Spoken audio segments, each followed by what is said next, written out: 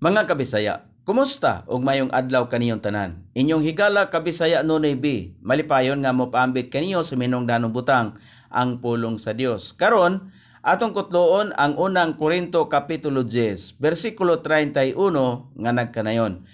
Busa kamo man mukaon o muinom o bisan unsa ang inyong buhaton, buhata ang tanan alang sa kaymayaan sa Dios. Ang tanang butang nga anaa kanato kini pinaagi sa grasya sa Dios. Kita kinahanglan nga modaig sa Dios alang niining tanan.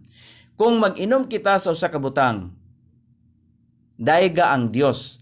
Nagpasabot nga magpasalamat kita sa Dios. Kung mukaon kita sa usa ka butang, daiga ang Dios alang niini.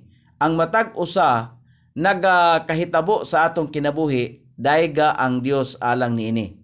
Kung unsa ang gitugutan sa Dios nga kita maanaa sa usa ka sitwasyon, pasalamatan ang Dios.